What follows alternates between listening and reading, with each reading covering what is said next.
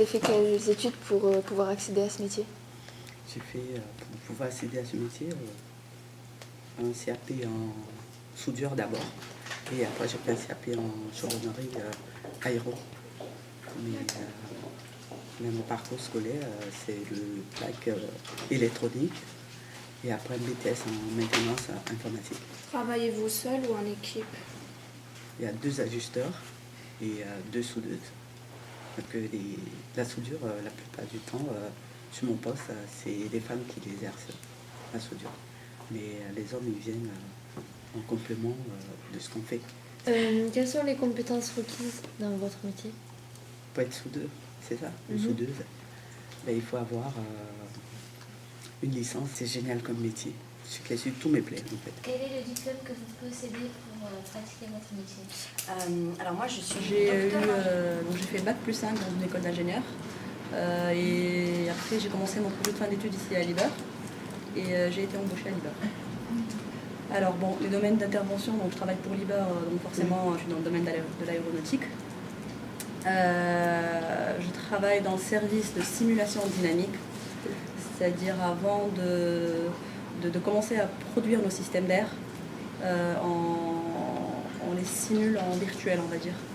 Quelles sont les compétences mises en œuvre dans le métier d'ingénieur? Bon, bien sûr, il y a les compétences techniques qu'on acquiert pendant notre formation à l'école d'ingénieur. Mais aussi, en tant qu'ingénieur, il faut être assez réactif. Il faut avoir la capacité d'être autonome et aussi très persévérant. Et quel est votre ressenti face à ce métier qui est principalement réservé aux hommes? Alors, moi, personnellement, je ne vois pas du tout, je ne me pose pas du tout la question parce qu'on ne ressent, aujourd'hui en tout cas, on ne ressent pas du tout la différence entre un homme ou une femme, ou ce que peut faire un homme ou une femme dans les tâches que je réalise. Donc n'importe qui, que ce soit homme ou femme, peut le faire. Pourquoi vous avez choisi le métier de monteuse mécanicienne? En fait, c'est pas du tout ma formation d'origine, parce qu'avant je travaillais dans le prêt-à-porter. Le secteur de l'aéronautique sur Toulouse, c'est un secteur très porteur. Quand on cherche du travail, on cherche d'abord où il y a de l'emploi et ce qui peut correspondre à ses capacités. Donc par rapport à la formation que j'avais avant, où j'avais l'habitude de travailler sur des chantiers, de travailler avec des hommes, travailler sur des plans. Alors c'était pas des plans mécaniques, c'était des plans bâtiments. Mais toutes ces connaissances-là, j'ai pu les transférer sur la mécanique aéronautique. Qu'est-ce que vous aimez dans ce métier? J'aime la vie en atelier, parce que c'est quand même un milieu très particulier et très novateur, très dynamique. Donc ça m'a attirée. Voilà. Moi, par mon tempérament, j'ai tendance à vouloir être autonome et à être indépendante sur ce que je fais. Mais en même temps, le fait de savoir qu'il y a une équipe derrière moi et qu'on me sollicite pour de l'aide, je vais y aller. Mais si, à l'inverse, moi j'ai besoin d'aide, il y aura toujours quelqu'un pour venir me voir. La vie de l'atelier, c'est comme ça. Quel a été votre parcours scolaire? J'ai passé un bac général, lettres et langues. J'ai passé un CAP après le bac, en fait. Faut-il une tenue spéciale? Ah oui. Oui, parce que c'est un atelier, ça comporte des risques. Il y a du matériel lourd, il y a des risques de chute, il y a des produits chimiques, il y a des outillages. Donc c'est obligatoire, hein, on a des protections individuelles, chaussures, lunettes, gants. On est super bien équipés, c'est pas contraignant. Bon. Quelles sont les compétences qu'il faut pour exercer votre métier? Il faut savoir répéter souvent les mêmes tâches avec toujours la même attention. Et ça, c'est pas toujours facile parce qu'il y a des jours où on est plus ou moins à la tête à ce qu'on fait. Il y a des fois, c'est comme tous les métiers, hein, il y a des périodes qui sont répétitives. Il faut être minutieux, il faut savoir lire des documents techniques. Mais ça aussi, ça s'acquiert. Hein. Voilà, après. Après, dans le relationnel, il faut avoir quand même un esprit d'équipe. Si on travaille pour soi, que pour soi, on est perdu dans un milieu comme ça. Quels sont les points positifs dans votre métier? Dans l'atelier, il y a quand même une certaine indépendance, justement, une certaine liberté. Encadrée, évidemment, hein, c'est dans les règles de l'entreprise. Hein. C'est une entreprise à la base familiale. Et ils ont réussi à garder, malgré la grosseur du groupe, ils ont réussi à garder quand même cet esprit-là. Et dans l'atelier, ça se ressent beaucoup. Il y a beaucoup de proximité entre les gens. Il y a des règles de base qui sont oubliées quelquefois dans certaines entreprises où on se dit bonjour, on est courtois. Il y a une certaine bienveillance générale. C'est un métier d'industrie, il faut le savoir. Hein, c'est pas toujours facile. Des fois on n'a pas envie, des fois. Mais voilà, les relations entre les gens sont agréables au quotidien. Quel est le but de votre métier? C'est produire. C'est de la production avant tout, de la production industrielle. Donc c'est de la production en série, dans un délai. Quel est votre ressenti d'exercer un métier d'homme? Alors c'est très drôle. C'est très drôle parce que moi, au montage toute seule. Alors il y a d'autres femmes dans l'entreprise, mais au montage, c'est l'atelier, c'est des hommes entre eux. On parle pas tricot, hein, donc c'est pas parce qu'on est une femme et qu'on est seule qu'il faut tout accepter non plus. Hein. Une fois qu'on a posé les barrières, oui, on peut rigoler. Quel diplôme possédez-vous pour pratiquer votre métier? Alors j'ai un diplôme d'ingénieur que j'ai eu en matériaux composites mécaniques. Et quel est votre ressenti sur le fait de travailler dans un lieu majoritairement masculin? Pour moi, ça ne me pose vraiment pas de problème. Je trouve ça plutôt intéressant de travailler avec des garçons majoritairement. Pardon. Ça pose vraiment aucun souci. Et quelles sont les tâches que vous réalisez au quotidien dans l'entreprise? Alors, moi aujourd'hui, je suis responsable programme série.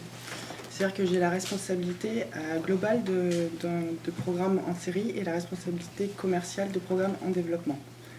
Donc en gros, je m'assure de coordonner toutes les actions en interne chez nous pour satisfaire nos clients. Donc j'ai beaucoup de relations avec nos clients. Donc c'est des avionneurs, c'est Bombardier ou Airbus ou Boeing. Et donc je m'assure que tous les jours, nous pouvons satisfaire leurs besoins, leurs demandes. Et je coordonne toutes les actions en interne pour que tout se passe bien. D'accord. Et travaillez-vous souvent en équipe? Alors c'est vraiment principalement le cœur du métier, c'est vraiment de travailler en équipe. Chez Liber, on a donc plein de services qui sont tous dédiés pour satisfaire nos clients finaux. Et donc on travaille tous les jours, autant avec des gens du bureau d'études que des gens au niveau qualité, au niveau livraison. En fait, on fait vraiment on travaille tous ensemble. C'est vraiment un truc important chez Liber. D'accord. Et quelles sont les qualités mises en œuvre au quotidien dans votre métier? Les qualités. Déjà ce dont on vient de parler, donc de savoir travailler en équipe, vraiment de bien communiquer entre nous et envers le client. D'avoir des compétences techniques quand même pour savoir de quoi on parle, ce dont a besoin le client. De savoir négocier aussi, parce que c'est une partie de mon travail, donc de négocier tout ce qui est des propositions soit commerciales ou alors négocier des propositions techniques. Donc beaucoup de communication, un peu de savoir technique et puis un peu de ténacité pour pouvoir faire avancer les sujets. Avez-vous déjà bénéficié d'une formation interne, c'est-à-dire dans l'entreprise Liber? Oui. On a des formations continues en fait. Chaque année, on nous propose des formations. Donc moi, j'ai eu pas mal de formations, notamment au niveau des systèmes qu'on fait chez nous en interne, donc de connaître nos produits. Après, j'ai aussi des formations, tout ce qui est management transverse, donc ce que je fais tous les jours. Des formations de négociation aussi au niveau international, pour pouvoir savoir négocier en anglais avec nos clients. Et dernière question, quels sont les atouts d'être une femme dans un milieu masculin? Quels sont les atouts? On est écouté, on est peut-être, c'est des fois, c'est souvent un petit peu de la curiosité, comment on s'en sort dans ce milieu-là, mais en fait c'est plutôt un atout parce qu'effectivement on n'est pas nombreuses, donc c'est plutôt, les gens sont plutôt intéressés et donc veulent savoir si on s'en sort bien, donc on leur prouve. Alors je suis ingénieure de l'INSA de Lyon, donc une formation très mécanique, avec une partie à l'étranger un petit peu pour un petit peu d'ouverture d'esprit. Dans ce métier en général, plus pratiqué par les hommes. La technique, c'est comme ça que j'y suis venue, donc mécanique de manière générale. Et après, pas parce que c'est plus pratiqué par les hommes, mais voilà, naturellement, je fais plutôt de la technique et je suis arrivée dans des métiers un peu techniques. Et maintenant, je sais plus de la gestion d'équipe, donc plus du management. C'est pour ça que ça m'intéresse aujourd'hui, ce que je fais à l'heure actuelle. Vous choisissez cette orientation? Oui, non, j'étais forcée. Non, j'ai choisi l'orientation et en même temps, c'est au gré de choix de société qu'on s'oriente un petit peu. On a les métiers qui évoluent, mais à la base, la partie technique, c'était un choix et après la partie management, c'était aussi un choix. Quel type de difficulté avez-vous du mal à gérer? La difficulté, c'est il y a pas mal de techniques dans ce que vous avez dans les produits qu'on fait. Et il y a pas mal de soucis du coup. Donc c'est gérer les soucis, arriver à gérer la prioriser dans les problématiques et puis aussi prendre un peu de recul et essayer de faire progresser le service aussi pour du long terme. Donc c'est arriver à faire un petit peu de pompier là, la partie on règle tout de suite les problèmes et puis la partie on prend un peu de recul et on voit pour les années futures où est-ce qu'on veut amener le service, l'équipe. Et avez-vous des difficultés en tant que femme dans votre métier? J'en ai jamais rencontré.